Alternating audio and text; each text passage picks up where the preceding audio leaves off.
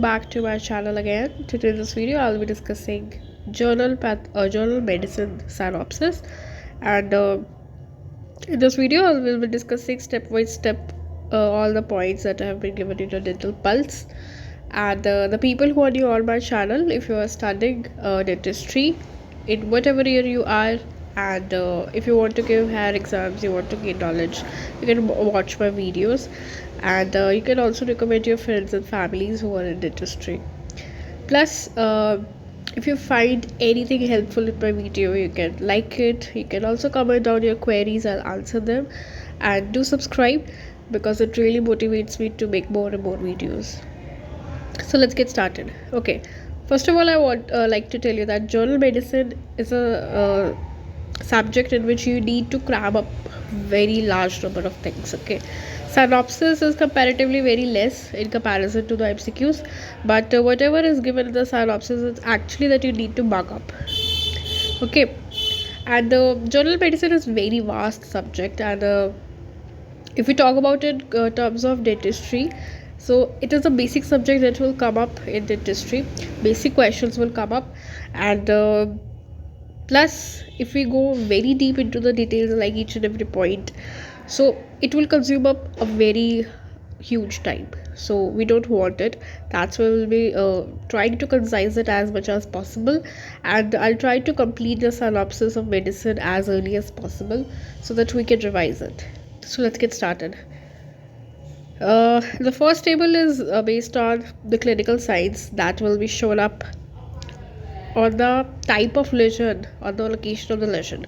If the lesion is an upper motor neuron, okay, so here what I would like to tell that lesions have are being in the this central nervous system, and they can be like upper motor lesions, they can be lower motor lesions, they can be extrapyramidal lesions, they can be cerebellar lesions. So these terms are basically related to the central nervous system and the brain system. Okay, spinal cord and brain, we have different regions, and the lesions can be found in the different areas. So upper motor neuron lesions are called as pyramidal lesions, lower motor neurons are just as it is extrapyramidal lesions, like which is outside the pyramidal lobe, and cerebellar lesions which are found in the cerebellum.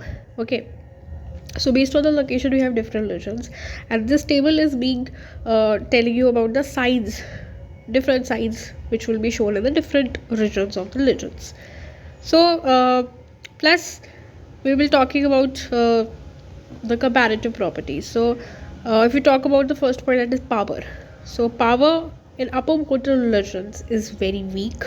It is also weak in lower motor regions, but it is normal in extrapyramidal and cerebellar.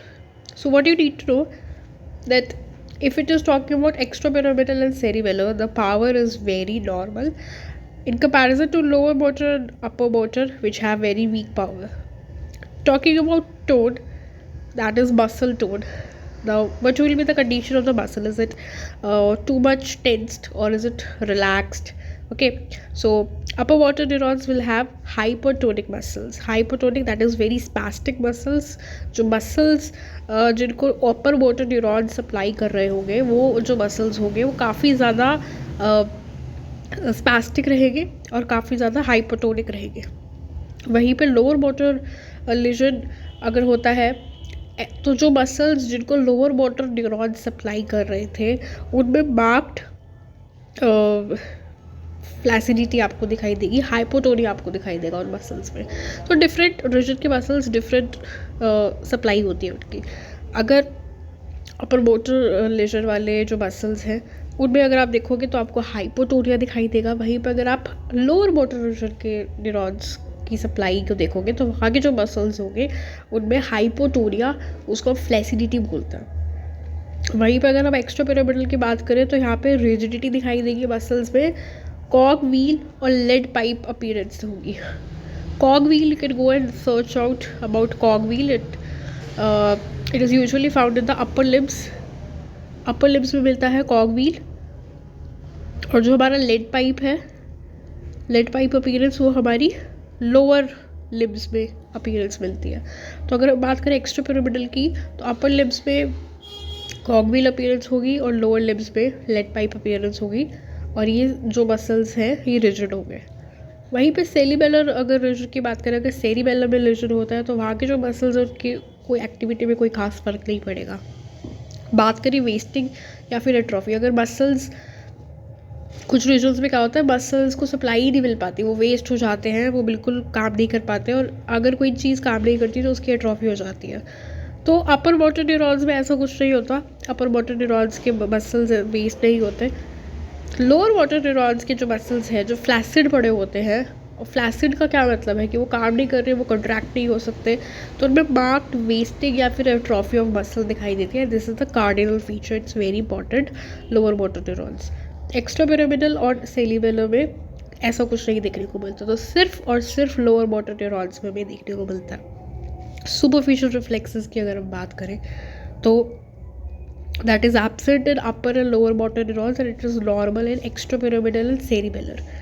Superficial reflexes, deep tender reflexes की superficial मतलब जो superficially पड़े होते हैं उनका क्या reflex scene है, तो वो तो बिल्कुल भी नहीं होता अपर और लोअर मोटर में, एक्स्ट्रापिरामिडल और सेरिबेलर में नॉर्मल होता है।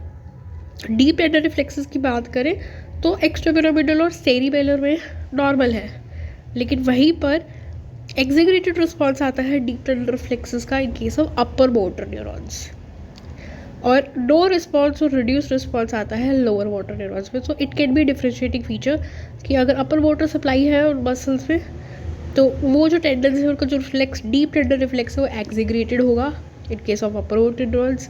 लोअर मोटर न्यूरॉन्स में उनका जो रिस्पॉन्स है वो एब्सेंट या रिड्यूस्ड होगा। प्लांटर रिस्पॉन्स की अगर हम बात करें तो planter response will be extensor and having positive Babinski sign. It is very important, Babinski sign. It is found in upper motor neurons. Lower motor neurons की बात करेंगे तो हमें फ्लेक्सर देखने को मिलेगा, फ्लेक्सर में हमें नॉर्मल और नेगेटिव बेबिन्स्की साइन देखने को मिलेगा। So Babinski sign can be considered as a characteristic feature और differentiating feature between upper motor neuron and lower motor neuron. Extrapyramidal और सेरिबेलर में दोनों में फ्लेक्सर दिखाई देगा, तो सिर्फ अपर मोटर न्यूरॉन्स में एक्सटेंसर दिखाई देगा, बाकी तीनों में आपको फ्लेक्सर दिखाई देगा, दैट इज नेगेटिव बेबिन्स्की साइन। सो ये एक जो टेबल है इसको अगर आप इस तरीके से पढ़ोगे, इस तरीके से याद करोगे तो ज़्यादा बेटर रहेगा, बिकॉज अगर हम इसके डीप डेप्थ में जाएंगे, एक वर्ड का मतलब समझेंगे तो it will not be of use, because इतना इंपॉर्टेंट नहीं है ये। आता है क्वेश्चन नो डाउट, बट इतना डेप्थ में पढ़ने से फ़ायदा नहीं मिलेगा।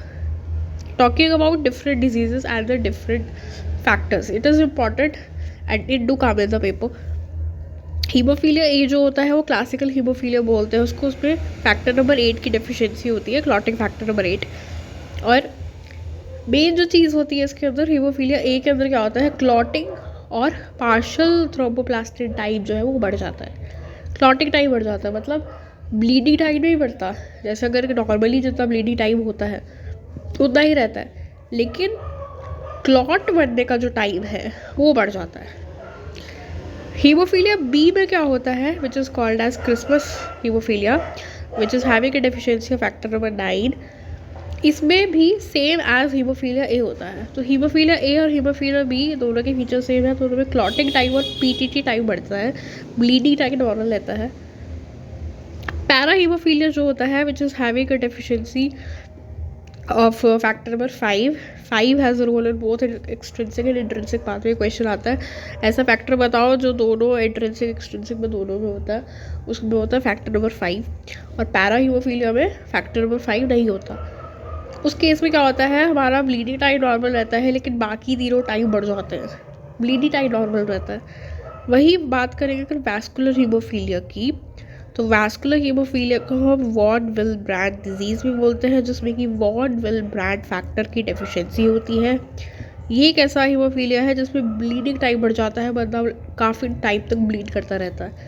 और रही बात डीआईसी में हमारे सारे के सारे टाइम बढ़ जाते हैं, और टाइम्स आर इंक्रीज्ड, क्योंकि उसमें फैक्टर नंबर 5, 8 और 2 ये तीनों डेफिशिएंट होता है। तो ये जो तीनों होते हैं बहुत इंपॉर्टेंट रहते हैं, क्लॉटिंग ब्लीडिंग सब इनसे रिलेटेड है, तो चारों के चारों टाइप्स बढ़ जाते हैं डीआईसी में, सो इट इज़ इम्पॉर्टेंट।